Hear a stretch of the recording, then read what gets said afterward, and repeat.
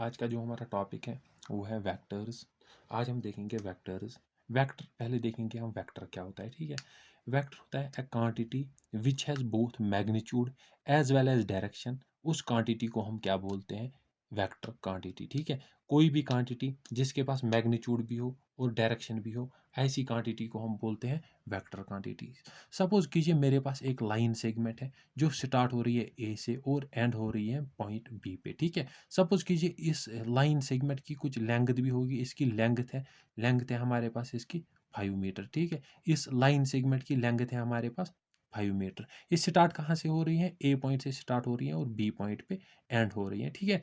हम हम यहाँ से हम यहाँ से कह सकते हैं इसका मैग्नीट्यूड, मतलब इसकी लेंथ कितनी है। लेंथ है इसके पास 5 मीटर, यानी इसके पास मैग्नीट्यूड कितना है, 5 मीटर, ठीक है। अब डायरेक्शन, ये कहाँ से स्टार्ट हो रही है, ये पॉइंट ए से स्टार्ट हो रही है और ये लाइन कहाँ पे टर्मिनेट हो रही है, एंड कहाँ पे हो रही है, पॉइंट बी पे, यानी इसकी डायरेक्शन कहाँ से कहाँ तक है, ए टू बी, ठीक है। ऐसी क्वांटिटी को हम कहेंगे वेक्टर क्वांटिटी। यानी जो हमारे पास ये लाइन सेगमेंट है डायरेक्टर लाइन सेगमेंट है,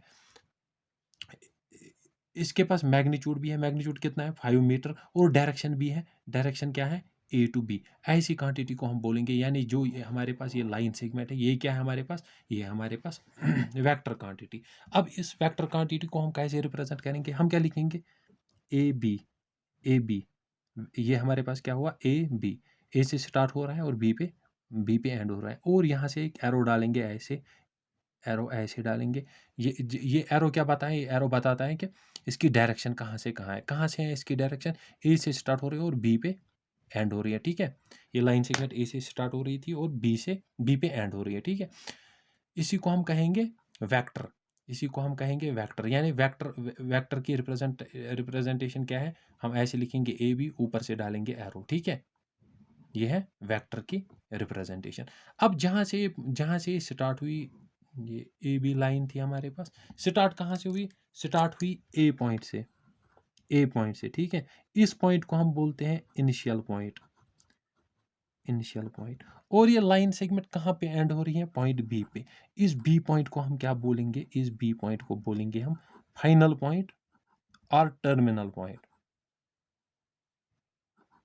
पॉइंट, ठीक है। इस बी पॉइंट को हम बोलेंगे फाइनल पॉइंट, फाइनल पॉइंट और टर्मिनल पॉइंट, ठीक है। अब मैग्नीट्यूड क्या है इसका, हमें पता है मैग्नीट्यूड क्या होता है, जो ये डिस्टेंस है from A point to B point, कितनी डिस्टेंस है इसके पास, कितनी है, 5 मीटर थी, ठीक है। इसको हम कहेंगे ये है इस वेक्टर का मैग्नीट्यूड, ठीक है। अब मैग्नीट्यूड को हम कैसे रिप्रेजेंट करेंगे, हम ऐसे रखेंगे मॉड, इसमें रखेंगे ए बी, इस वेक्टर को ऊपर से डालेंगे एरो, इसका मैग्नीट्यूड कितना है, इसको कहते हैं मैग्नीट्यूड, कितना है, 5 मीटर, ठीक है। 5 मीटर इसका मैग्नीट्यूड है। अब और एक एग्जांपल देखेंगे, अगर हम अगर अगर हम ऐसे कहेंगे, height a person X is equal to 15 is equal to 6 feet, ठीक है। अगर किसी पर्सन की जो हाइट है वो है 6 फीट, ठीक है। अब हमें बताना है क्या ये वेक्टर है या और कुछ, हमें पता है, हम यहाँ पे क्या देखेंगे, इसकी हाइट की डायरेक्शन क्या है, हमें बस सिंपली बोलना है हाइट ऑफ ए एक पर्सन की कितनी हाइट है, वो है 6 फीट। इसकी क्या कोई डायरेक्शन होगी, इसकी कोई डायरेक्शन ही नहीं है। तो ऐसी क्वांटिटी को हम वेक्टर क्वांटिटी नहीं कहते हैं, ऐसी क्वांटिटी को हम कहते हैं स्केलर क्वांटिटी। क्या बोलते हैं, स्केलर क्वांटिटी। यानी जो ये हमारे पास ये 6 फीट है, ये क्या है, सिर्फ इसके पास सिर्फ मैग्नीट्यूड है, क्या है, सिर्फ मैग्नीट्यूड। ऐसी क्वांटिटी को हम बोलेंगे स्केलर क्वांटिटी, ठीक है। ऐसी क्वांटिटी को हम क्या कहेंगे, ये है हमारे पास स्केलर क्वांटिटी, यानी इसके पास सिर्फ हमारे पास क्या था, मैग्नीट्यूड जो 6 फीट था वो हमारे पास सिर्फ मैग्नीट्यूड था। तो ऐसी क्वांटिटी को हम कहेंगे, ये है, ये क्या है, स्केलर क्वांटिटी। वो क्वांटिटी जिसके पास सिर्फ मैग्नीट्यूड हो, उस क्वांटिटी को हम क्या कहते हैं, स्केलर क्वांटिटी, ठीक है। अब अगर और एक एग्जांपल देखेंगे, car is moving 30 kilometre per hour in south direction, एक कार है जो मूव कर रही है किस स्पीड से, उसकी उसकी रफ्तार क्या है 30 किलोमीटर पर आवर, किस किस डायरेक्शन में, साउथ डायरेक्शन में। यानी एक कार यहाँ से मूव कर रही है, इसकी जो स्पीड है वो कितनी है 30 किलोमीटर पर आवर, लेकिन यहाँ पे डायरेक्शन भी है, किस डायरेक्शन में जा रही है, साउथ डायरेक्शन। तो यहाँ पे हम क्या कहेंगे, इसको भी हम कहेंगे ये हमारे पास क्या है, वेक्टर। वेक्टर क्यों है, क्योंकि इसके पास मैग्नीट्यूड भी है, मैग्नीट्यूड कितना है 30 किलोमीटर पर आवर, और इसके पास प्लस क्या है, डायरेक्शन। ठीक है, डायरेक्शन क्या थी इसकी, ये साउथ की तरफ जा रही थी, तो हम कहेंगे ये हमारे पास क्या है, ये हमारे पास है वेक्टर क्वांटिटी। वेक्टर क्वांटिटी हुई ये हमारे पास, ठीक है। ऐसी क्वांटिटी को हम कहेंगे वेक्टर क्वांटिटी। अब सिंपली याद रखना है वेक्टर क्वांटिटी क्या होती है, जिसके पास मैग्नीट्यूड भी हो और डायरेक्शन भी हो, उस क्वांटिटी को हम कहेंगे वेक्टर क्वांटिटी। अगर अगर किसी क्वांटिटी के पास सिर्फ मैग्नीट्यूड हो, डायरेक्शन नहीं हो, उस क्वांटिटी को हम क्या कहेंगे, उस क्वांटिटी को कहेंगे हम स्केलर क्वांटिटी, ठीक है। अब हम पढ़ेंगे पोजीशन वेक्टर।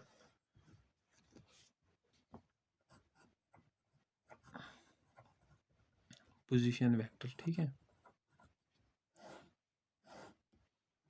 हमें पता है, हमने कोऑर्डिनेट जियोमेट्री में हमने क्या देखा, कोऑर्डिनेट जियोमेट्री में हमने देखा हमारे पास दो एक्सिस होती थी, ठीक है। ऐसे हमारे पास होती थी, एक थी हमारे पास एक्स एक्सिस, दूसरी होती थी हमारे पास वाई एक्सिस, ठीक है। ये हमारे पास होती थी वाई एक्सिस, ये हमारे पास होती थी एक्स एक्सिस, ठीक है। अगर अब कोई पॉइंट होता था हमारे पास, सपोज कीजिए यहाँ पे इस पॉइंट पी, सपोज कीजिए ये पॉइंट पी था, इसके पास क्या कोऑर्डिनेट्स हुआ करते थे, एक्स और वाई, यानी दो कोऑर्डिनेट्स हुआ करते थे इस पॉइंट पी के पास। कोऑर्डिनेट ज्योमेट्री में क्या था, इसके पास, इस पॉइंट पी के पास दो कोऑर्डिनेट्स होते थे, एक्स और वाई, ठीक है। यहाँ पे सपोज कीजिए 1 और 2 ये पॉइंट था, ठीक है। ये था हमारा कोऑर्डिनेट जियोमेट्री में, ये 2D था। अब अगर हम जब हम वेक्टर्स की बात करते हैं तो यहाँ पे क्या होता है, यहाँ पे हमारे पास 3 एक्सिस होती हैं, ठीक है।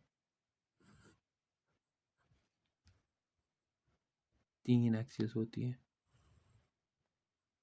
ऐसे। ये हमारे पास है एक्स एक्सिस, ये हमारे पास है वाई एक्सिस, ये हमारे पास है जेड एक्सिस, ठीक है। अब अगर हमारे पास कोई पॉइंट पी हो गया है, हम स्पेस की बात करते हैं या फिर थ्री डायमेंशनल की बात करते हैं। यहाँ पे सपोज कीजिए यहाँ पे कोई पॉइंट पी है, अब इसके कोऑर्डिनेट्स क्या होंगे, इसके कोऑर्डिनेट्स होते हैं एक्स होता है, वाई भी है और जेड भी है। यानी यहाँ पे 3 कोऑर्डिनेट्स होते हैं एक पॉइंट के, ठीक है। किसमें, ये वेक्टर्स में हमारे पास 3 एक्सिस होती हैं, एक्स एक्सिस होती है एक, दूसरी होती है वाई एक्सिस, और होती है हमारे पास जेड एक्सिस। यानी हर एक पॉइंट के पास 3 कोऑर्डिनेट्स होते हैं। क्या क्या कोऑर्डिनेट है, एक है एक्स, दूसरा है वाई, और तीसरा होता है जेड, ठीक है। हमारे पास 3 कोऑर्डिनेट्स होते हैं। अब सपोज कीजिए अगर मेरे पास दो पॉइंट्स हैं, यहाँ पे एक पॉइंट है ए पे, यहाँ पे कोई पॉइंट बी है, ठीक है।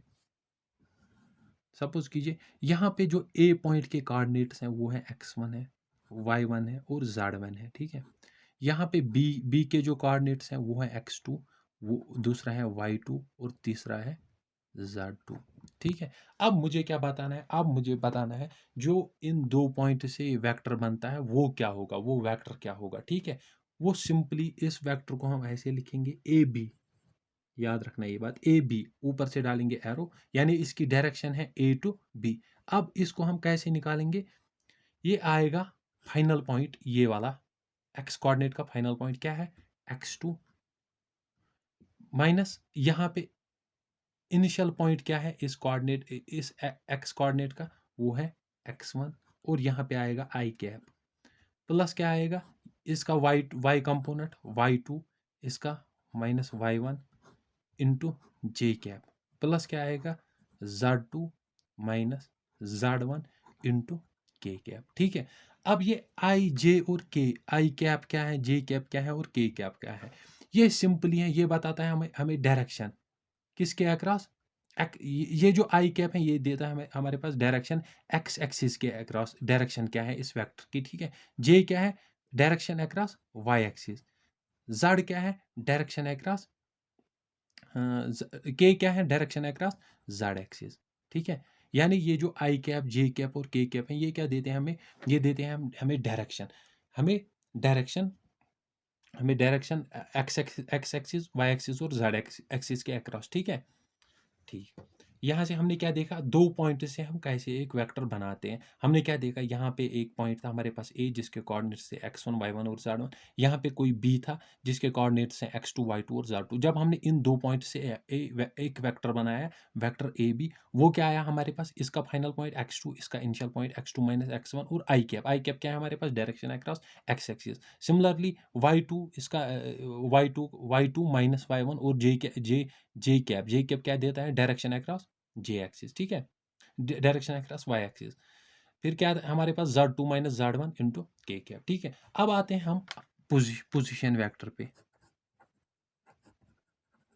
पोजीशन वेक्टर पे आते हैं हम। ठीक है, सपोज कीजिए मेरे पास यही 3 एक्सिस है, यहाँ से है x एक्सिस, यहाँ से है y एक्सिस, यहाँ से है z एक्सिस। ठीक है, एक वेक्टर स्टार्ट हो रहा है इस पॉइंट से। इस पॉइंट को हम क्या बोलते हैं, ऑरिजिन।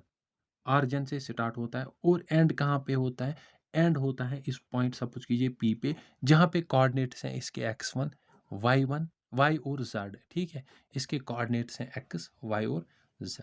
जैसे हमें पता है, हम जब 2D की बात करते थे या कोऑर्डिनेट ज्योमेट्री की बात करते थे, यहाँ पे हमें पता है ये ऑरिजिन पॉइंट पे क्या कोऑर्डिनेट्स होते थे, 0 और 0। सिमिलरली यहाँ पे 3D में भी जो कोऑर्डिनेट्स होंगे ऑरिजिन के, वो क्या होंगे, वो होंगे 0 0 और 0। ठीक है, अब हमें क्या बताना है, ये पोजीशन वेक्टर कौन सा, ओपी। ओपी जो हमारे पास पोजीशन वेक्टर है, ये क्या बनेगा। ठीक है, ये जो हमारे पास पोजीशन वेक्टर ओपी है वो क्या बनेगा। ठीक है, हमें पता है हम क्या लेते हैं, फाइनल पॉइंट एक्स का। फाइनल पॉइंट जो हमारे पास है पी, फाइनल पॉइंट इसका एक्स कोऑर्डिनेट क्या है, एक्स। जैसे यहाँ पे लिया हमने फाइनल पॉइंट क्या था, इस वेक्टर का बी, उसका एक्स कोऑर्डिनेट क्या था, x2। फिर क्या लेते थे, माइनस x1। यहाँ पे भी सिमिलर वे में हम क्या लेंगे, यहाँ पे लेंगे फाइनल पॉइंट x का, यहाँ पे इनिशियल पॉइंट क्या है, 0, x माइनस 0 लिखेंगे। फिर क्या लिखेंगे, आई कैप, फिर लिखेंगे प्लस इसका फाइनल पॉइंट y का क्या है, y माइनस इसी का इनिशियल पॉइंट क्या है, 0, जे कैप। फिर क्या लिखेंगे, प्लस इसका फाइनल पॉइंट ये क्या है, z कोऑर्डिनेट माइनस 0 के कैप। ठीक है, अब यहाँ से हम देख रहे हैं ओपी हमारे पास जो पोजीशन वेक्टर आएगा, x माइनस 0 हो गया x यानी x कैप, x आई कैप, प्लस y माइनस 0 हो गया y यानी y जे कैप, प्लस z माइनस 0 हो गया z के कैप। ठीक है, हमारे पास जो पोजीशन वेक्टर ओपी आया वो ये आया। याद रखना हमारे पास जो पोजीशन वेक्टर होता है वो यही होता है, क्या, ओपी क्या होता है हमारे पास पोजीशन वेक्टर, एक्स आई वाई जे प्लस जेड के। याद रखना हमेशा पोजीशन वेक्टर यही होगा। ठीक है, पोजीशन वेक्टर हमने कैसे बनाया, ये 2 पॉइंट्स से हमारे पास एक वेक्टर बनता था जो स्टार्ट होता था ओ से और एंड होता है पी पे, यानी इनिशियल पॉइंट इसका ओ था ऑरिजिन और फाइनल पॉइंट इसका या टर्मिनल पॉइंट क्या था, पी। ठीक है, ये था हमारे पास इसका फाइनल पॉइंट। ठीक है, ओके। फिर हमने यहाँ से क्या निकाला, ए वेक्टर, पोजीशन वेक्टर हमने यहाँ से निकाला। ठीक है, अब अगर हमें बताना है इसका मैग्नीट्यूड क्या होगा, मैग्नीट्यूड ऑफ पोजीशन वेक्टर या किसी भी वेक्टर वेक्टर का अगर हमें मैग्नीट्यूड निकालना है वो कैसे निकालेंगे, हमें पता है हम लिखेंगे मैग्नीट्यूड कैसे लिखते हैं, हम ओपी लिखेंगे, ऊपर से डालेंगे एरो और इसको रखेंगे मॉड में। ठीक है, अब मैग्नीट्यूड कैसे निकालेंगे, हम लिखेंगे अंडर रूट ऑफ जो यहाँ पे होता है ना, ये वाला आई का कंपोनेंट क्या है यहाँ पे, एक्स। आई का कंपोनेंट क्या है यहाँ पे, एक्स। ठीक है, ये वाला इसका लेंगे हम स्क्वायर, यानी यहाँ पे लिखेंगे हम एक्स का होल स्क्वायर। फिर क्या लिखेंगे, प्लस जो हमारे जे होता है इसका क्या कोफिशिएंट है, इसका कोफिशिएंट क्या है या कंपोनेंट क्या है इसका, जे का, वो है वाई, इसका स्क्वायर। फिर क्या लिखेंगे, ये के का जो क्या है, ये कोफिशिएंट क्या है, वो है जेड स्क्वायर। ठीक है, ये हमारे पास आया मैग्नीट्यूड ऑफ ओपी, यानी जो वेक्टर ओपी है हमारे पास इसका मैग्नीट्यूड क्या है, X square plus Y square plus Z square. ठीक है, ये हमारे पास इसका मैग्नीट्यूड ऑफ पोजीशन वेक्टर। ठीक है, ये हमारे पास था पोजीशन वेक्टर। इसके बाद हम देखेंगे अब अगर हमारे पास दो वेक्टर्स होंगे, ठीक है, उनको हम ऐड कैसे करेंगे? Addition of two vectors. अगर हमारे पास दो वेक्टर्स होंगे उनको हम ऐड कैसे करेंगे? ठीक है, सपोज कीजिए मेरे पास कोई वेक्टर ए है, वो क्या है? वो है हमारे पास x1i plus y1j plus z1k, ठीक है। बी वेक्टर है हमारे पास कोई x2i plus y2j plus z2k, ठीक है। अब अगर हमें इन दो वेक्टर्स को ऐड करना है तो हम क्या करेंगे? हम लिखेंगे simply a plus B. A vector plus B vector किसके बराबर आएगा?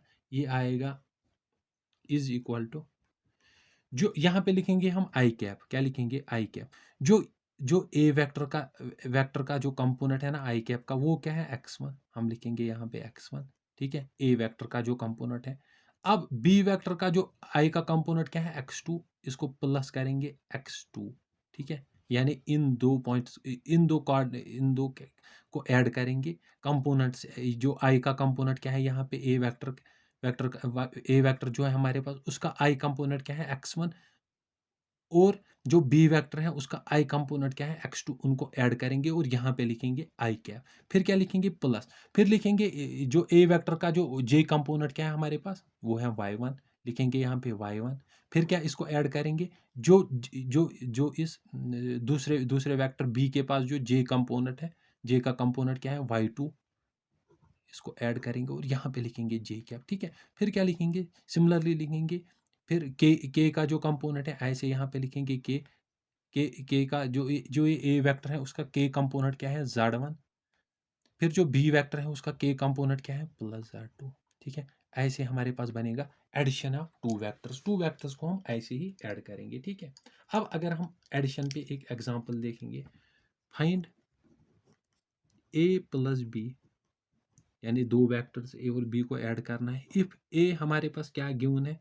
ए वेक्टर जो है हमारे पास वो है 2i plus 3j plus 4k। जो हमारे पास बी वेक्टर है, बी वेक्टर क्या है हमारे पास? 3i plus 4j plus 2k। अब इन दो वेक्टर्स को हमें ऐड करना, हम क्या लिखेंगे? सिंपली यहाँ पे लिखेंगे a plus B, A vector plus B vector. हम क्या लिखेंगे? इसका जो आई कंपोनेंट क्या है? 2। इस वेक्टर का आई कंपोनेंट क्या है? 3। इन दो को ऐड करेंगे, यहाँ पे लिखेंगे 2, यहाँ पे लिखेंगे प्लस 3 और यहाँ पे लिखेंगे इसका आई, ठीक है। फिर क्या लिखेंगे? प्लस। इसका जे कंपोनेंट क्या है ए वेक्टर का? वो है 3। फिर इसका जे कंपोनेंट क्या है? वो है प्लस 4 लिखेंगे और यहाँ पे लिखेंगे जे। फिर इसका के कंपोनेंट क्या है ए वेक्टर का? वो है प्लस 4। फिर जो जो बी वेक्टर है उसका के कंपोनेंट क्या है? 2 है, प्लस लिखेंगे 2 और यहाँ पे लिखेंगे के। यानी ए प्लस बी हमारे पास क्या आएगा? वो आएगा 5i plus 7j plus 6k, ठीक है। ये आया हमारे पास a प्लस बी। ऐसे ही हम किसी भी दो वेक्टर्स को ऐड कर सकते हैं, ठीक है, इन टर्म्स ऑफ कंपोनेंट्स, ठीक है।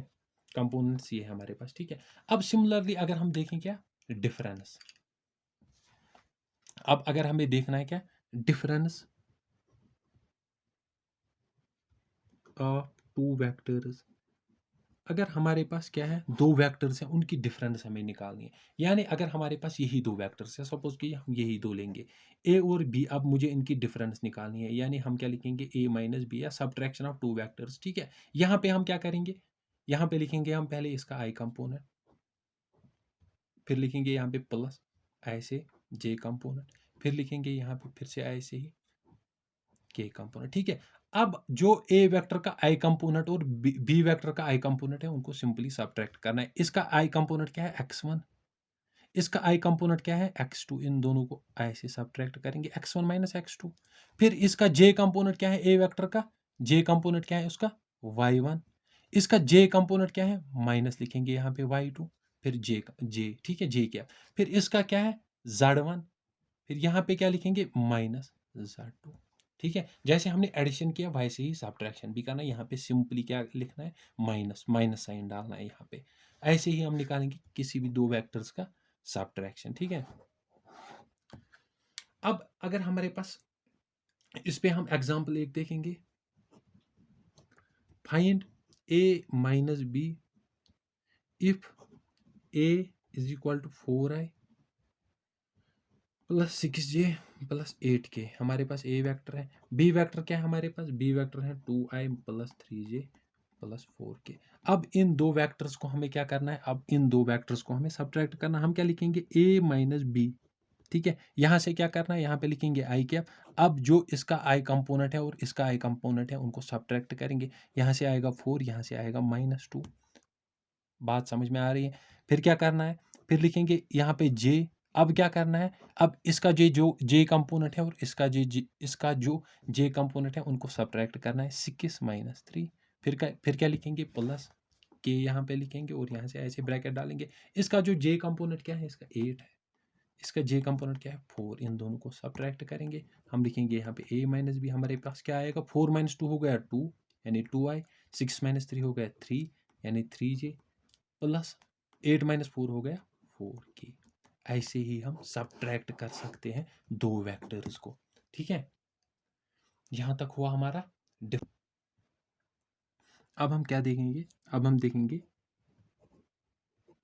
Magnitude of vector. Magnitude of vector कैसे निकालते हैं, ठीक है। सपोज कीजिए अगर मेरे पास कोई वेक्टर है ऐसे, ए वेक्टर है मेरे पास कोई ऐसा 2i प्लस जे प्लस 2k, ठीक है। अब अगर मुझे इसका मैग्नीट्यूड निकालना है, मैं क्या लिखूंगा, हमें पता है मैग्नीट्यूड को हम कैसे लिखते हैं, यहाँ से लिखेंगे a और इसको रखेंगे मॉड में, ठीक है। फिर क्या करना है, अंडर रूट जो ये i है ना, i का जो कंपोनेंट है क्या है इसका 2, यहाँ पे लिखेंगे 2 और स्क्वायर लिखेंगे यहाँ से, ठीक है।